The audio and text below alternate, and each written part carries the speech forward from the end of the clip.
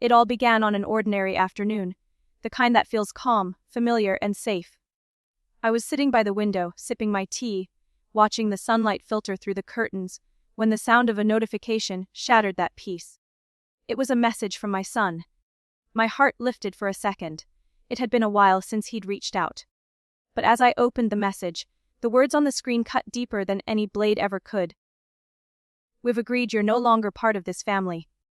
Don't come to any gatherings." For a few seconds, I couldn't breathe. The room seemed to close in on me, and the warmth of the afternoon turned cold. My hands trembled as I read it again, hoping I had misunderstood. Every memory of him as a child, his laughter, his tiny arms wrapped around my neck, the nights I stayed awake caring for him, flashed before my eyes like a cruel movie. How could the same boy who once called me the best mom in the world now erase me from his life with a single message? Tears welled up, but I couldn't cry. I just sat there, frozen, trying to make sense of how love could turn into rejection so quickly. I thought about every sacrifice I had made, every dream I had set aside for my family. The loneliness of that moment pressed against my chest, heavier with every heartbeat. It wasn't just about losing my son. It felt like losing my entire reason for being. The silence in the house became unbearable, echoing with memories of laughter that once filled those walls. And yet, somewhere in that silence, a small voice inside whispered, "Don't let this break you. Maybe this pain is leading to something you can't yet see." The letter arrived 2 days later, tucked neatly into an unmarked envelope. There was no return address, no familiar handwriting on the outside. Just my name written in block letters, sharp and cold, as if carved by resentment. My first instinct was hesitation. Part of me didn't want to open it. I had already been hurt enough by the message my son sent. But something deep inside whispered that I needed to know, even if it broke me further. With trembling hands, I tore it open. Inside was a folded sheet of paper, lined, crumpled slightly at the edges, like it had been handled many times before being sent. I could feel my heartbeat in my throat as I began to read. The first line made my knees weak. "We've all talked about it, and we think it's best if you stay away for a while." It wasn't just from my son. It was from the whole family. His wife, his siblings, even distant relatives I had once helped raise. Each sentence felt like a nail being hammered into the coffin of the life I thought I knew. They said I was too controlling, that my opinions always caused tension, that my presence made gatherings uncomfortable. They mentioned small moments I barely remembered. Words I might have said in frustration, advice I had given out of love, now twisted into reasons to push me away. Every line dripped with judgment, and yet, underneath it, I could sense something else: confusion, maybe guilt. It didn't sound like my son's voice. It sounded like words written through someone else's influence, perhaps his wife's, or someone whispering poison into his ear. Halfway through, I had to stop reading. My tears blurred the ink, smearing the words until they were nothing but dark stains on white paper. I pressed the letter against my chest, wishing I could somehow press the pain out of my heart. I couldn't understand how love could be rewritten so cruelly. I had been there for them all. Every scraped knee, every heartbreak, every struggle. And now, I was being told that I didn't belong. But as the minutes passed, something in me shifted. The shock began to settle into a quiet realization. This letter, though cruel, was also a mirror. Maybe, somewhere along the way, I had tried too hard to protect them, to guide them, to make sure they never made the same mistakes I did. Maybe my love had turned into control without me realizing it. It hurt to admit it, but pain often comes with truth hiding behind it. I folded the letter carefully and placed it back into the envelope. My tears had dried, replaced by something stronger: resolve. I decided I wouldn't reply with anger or bitterness. Instead, I would wait. Wait for time to do what words could not. Deep down, I believe that love, true love, doesn't vanish. It bends, it breaks, but somehow it finds its way back. I whispered softly into the quiet room, "One day, you'll understand." And in that moment, I knew this letter, though devastating, wasn't the end of my story. It was the beginning of my healing. The days that followed were some of the longest of my life. Every morning, I woke up expecting to hear my son's voice in the hallway, his laughter filling the air like it used to when he was little. But instead, there was silence, heavy, sharp, and unkind. I'd sit at the kitchen table, staring at the empty chair across from me, remembering how he once used to sit there. talking endlessly about his dreams and the kind of life he wanted to build. Now, he had built that life. But it seemed there was no room in it for me. The pain of that realization was like a slow, burning ache that never went away. I spent hours thinking about where things went wrong. I replayed every argument, every word I might have said that could have hurt him without me realizing it. Parenthood doesn't come with a manual. We make choices out of love. But sometimes that love can be misunderstood. I thought about how often I tried to guide him. Maybe too much. I always believed I was protecting him, but perhaps, from his eyes, it looked like I was controlling his every move.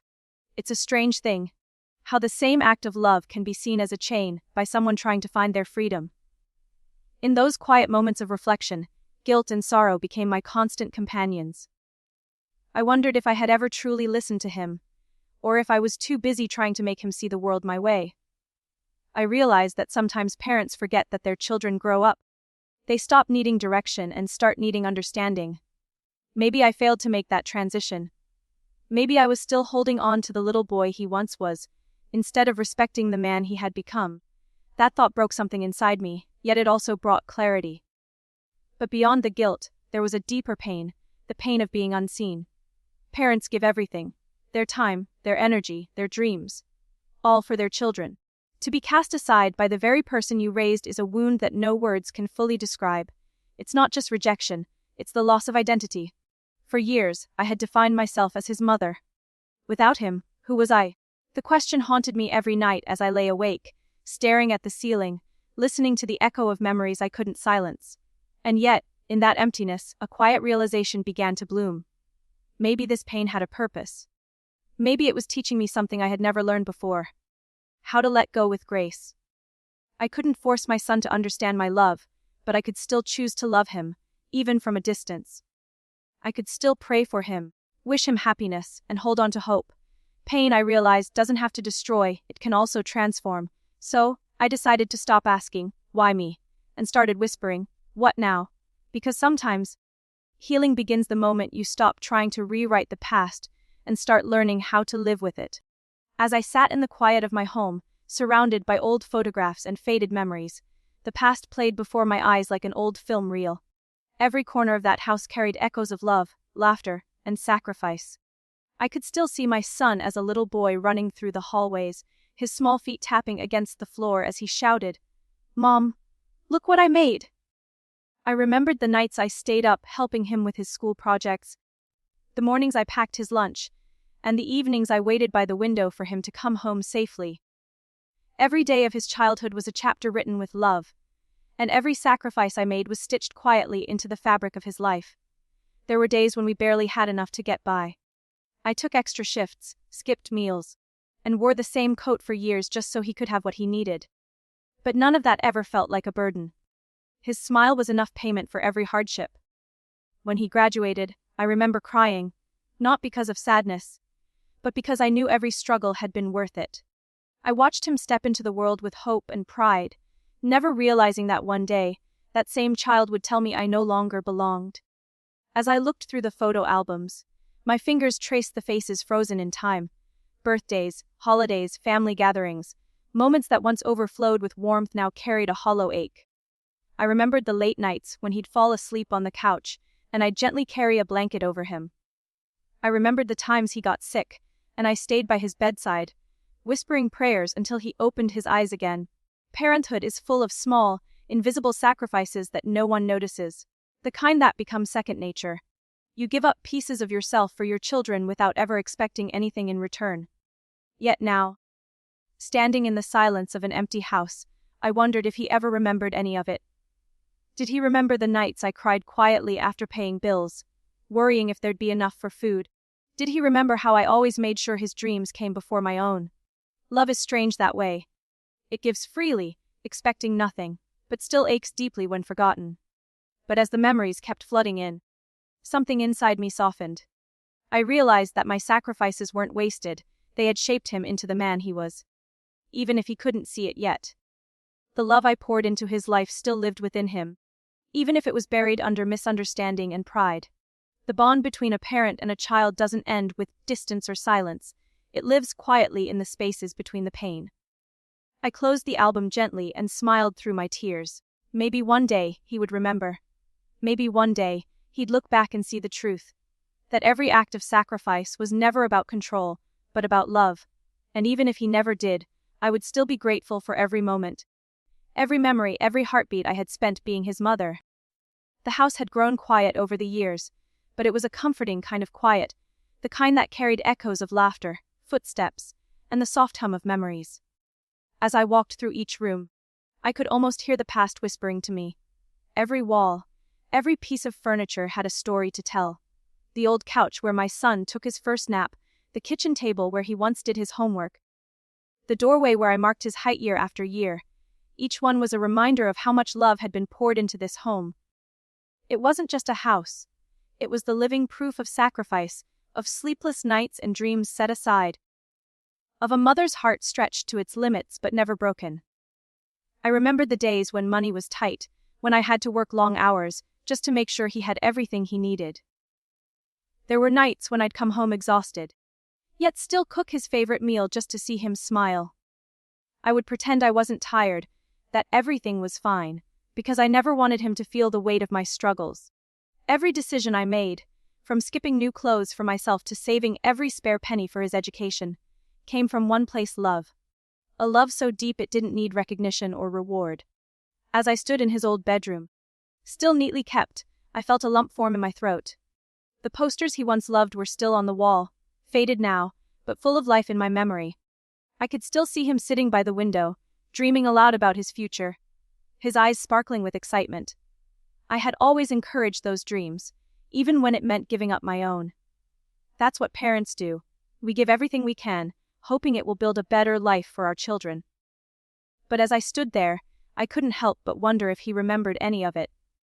Did he remember the nights I stayed awake by his side when he was sick? Did he remember the time I sold my wedding ring just so he could go on that school trip he'd been dreaming of? Love, I realized, is often silent. It doesn't demand attention. It endures, and it forgives, even when it's forgotten.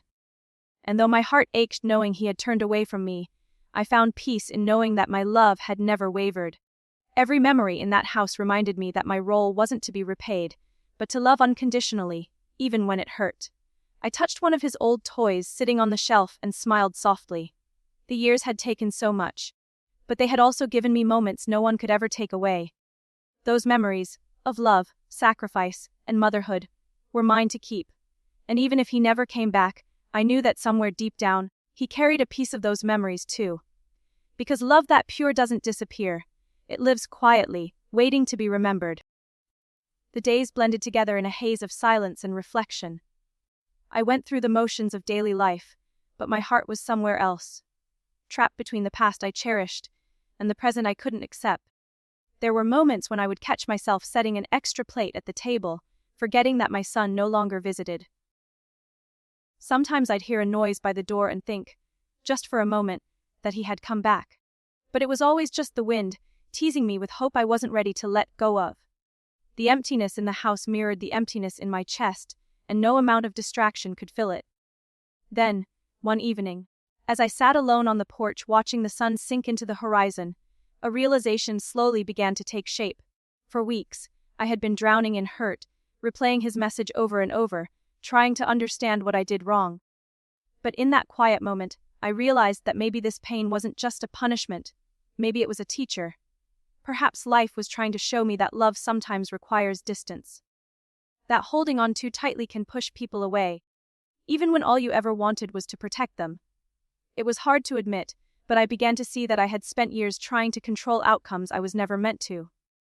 Every decision, every piece of advice, I know what's best for you. It all came from love, but love that didn't leave room for choice. I had confused guidance with control, care with interference. My heart sank as I thought about how many times I might have silenced his voice with my own. The realization was painful, but it was also freeing. For the first time, I saw my own reflection clearly. Flawed, human, but still loving in the only way I knew how. The emotional struggle that followed was heavy. One part of me still felt betrayed, still longed for an apology, for a sign that he understood my love. But another part began to whisper that maybe forgiveness wasn't just something I was waiting to receive. Maybe it was something I needed to give. Not to him, but to myself. To forgive myself for the mistakes I didn't know I was making. For the things I did out of love that turned into pain. I realized that healing didn't mean forgetting. It meant learning to live with the scars without letting them define you. That night, I lit a small candle by the window and whispered a quiet prayer. Not for him to come back, but for both of us to find peace. Wherever we were, however far apart. The tears that fell weren't from despair this time, but from understanding. I couldn't rewrite the past, but I could choose how to move forward. Love, I learned, doesn't end when someone walks away. Sometimes, it just changes form, becoming gentler, wiser, and more patient than before. It happened on a rainy afternoon. The kind of day when memories feel heavier, when the sky mirrors the weight inside your chest. I was sitting by the window, watching raindrops race down the glass, lost in thought, when there was a sudden knock at the door. It startled me at first. Hardly anyone visited anymore. For a moment, I hesitated, thinking it might be a delivery or a mistake. But something inside urged me to open it. When I turned the handle, my heart nearly stopped. Standing there, drenched and trembling, was my son. He looked older, warier. Like life had humbled him in ways I could never have imagined. His clothes were soaked, his eyes red. Not just from the rain, but from tears he was clearly holding back. For a few seconds, neither of us spoke. The sound of the rain filled the silence between us. Then, in a voice barely above a whisper, he said, "Mom, I didn't know where else to go." My breath caught. Every emotion I had buried, anger, sadness, love, came rushing to the surface at once. Without a word, I stepped aside and let him in. He hesitated before entering, as if unsure if he still had the right. I watched him look around the house, his eyes softening as he took in the familiar surroundings. It was as if time folded back on itself. The little boy who once ran through these rooms now stood before me, broken and lost. When he finally turned to face me, his voice cracked. "I was wrong. I let people convince me you were the problem. But Mom, I see now how much you gave for me. I'm so sorry." Hearing those words shattered the walls I had built around my heart. I didn't realize how much I needed to hear them until that moment. Tears streamed down both our faces as I reached out and took his hand. It felt like holding a piece of my soul I had been missing for years. I didn't scold him or ask questions. I just said softly, "You're home now." Because forgiveness, when it's real, doesn't need explanations. It simply understands. He told me how life had fallen apart after our distance began. How the people he trusted had turned their backs when he needed them most. How his pride had kept him from coming sooner. Listening to him, I felt no satisfaction in his pain, only compassion. Sometimes, life teaches lessons through heartbreak, and both of us had finally learned ours. That night, as we sat together sharing tea, the silence was no longer painful. It was healing. The house that had once felt empty now breathed again with warmth and life. Outside, the rain began to slow, and faint sunlight peeked through the clouds. It felt symbolic. Like forgiveness itself had cleared the storm. In that moment, I realized that love, no matter how broken, can always find its way back home. That evening, after years of silence and heartbreak, there was finally peace in my home. My son and I sat together, the rain still softly tapping against the window, but now it sounded soothing instead of lonely. There was no need for grand speeches or deep explanations. The air between us was filled with a quiet understanding that words could never capture. He looked at me with tear-filled eyes, and for the first time in a long while, I saw not the man who had hurt me, but the little boy I once carried in my arms. The walls that pride had built between us began to crumble, replaced by something stronger. Forgiveness. He spoke gently, his voice trembling as he confessed the weight of his guilt. He told me about the nights he couldn't sleep, haunted by the message he sent and the pain he caused. I thought I was protecting my new life, he said softly. But all I did was destroy the one person who loved me without conditions. Those words pierced through the remnants of my hurt, but instead of bitterness, I felt an overwhelming tenderness.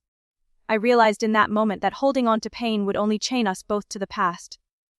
Forgiveness wasn't about forgetting what happened. It was about freeing ourselves from it. I reached out and took his hand. It was cold, trembling slightly, but I held it tightly. "We all make mistakes," I whispered. "What matters is that you found your way back." His tears fell freely, and I could feel years of regret melting away between us. It wasn't just my forgiveness he needed. It was his own. I told him that love doesn't disappear because of one wrong choice. It may bend, it may ache, but real love endures. And as those words left my lips, I felt the heavy weight in my chest lift for the first time in years. We sat there for hours talking, laughing softly through tears, sharing memories that had once felt too painful to recall. The house, which had felt lifeless for so long, was once again alive, filled with warmth, laughter, and the sound of healing. It was as though the rain had washed away the bitterness that had lingered between us, leaving only the raw beauty of understanding. I realized that forgiveness wasn't a gift I was giving him, it was a gift I was giving myself. By forgiving him, I was freeing my own heart from years of sorrow. Before he left that night, he hugged me tightly, the kind of embrace that says everything words cannot. I felt his tears against my shoulder, and I whispered, "You'll always be my son. Nothing can ever change that." As he walked out, I looked out the window and saw the faint arc of a rainbow forming across the clearing sky. It was as if life itself was reminding me, after every storm comes light, and after every heartbreak comes healing. In that quiet, glowing moment, I knew that love had finally won. As the night settled into calm, I found myself reflecting on everything that had happened. The pain, the distance, and the reunion that felt almost like a miracle. Life has a way of teaching us lessons in the most unexpected ways. Sometimes, it breaks us apart just so we can understand the strength it takes to come back together. I realized that forgiveness isn't just about saying, "I forgive you." It's about truly letting go. Not holding on to anger, not replaying the hurt, but choosing peace even when the past still stings. I learned that love, when it's real, doesn't fade because of mistakes. It may hurt, it may crack, but it never truly disappears. It hides quietly, waiting for the right moment to heal. My son's message had once shattered my world, but in the end, it became the path that led both of us back to understanding. Pain had been the bridge to something far deeper. Compassion. As I looked out the window one last time that night, I realized that life is too short to carry resentment. The people we love will hurt us, and sometimes, we will hurt them too. But what defines us is how we choose to respond. With bitterness or with grace. I chose grace. Because at the end of it all, peace doesn't come from being right, it comes from being kind. So, if you're listening to this, remember, no matter how far someone drifts away, love has the power to guide them back. And even if they never return, forgiveness will always set you free.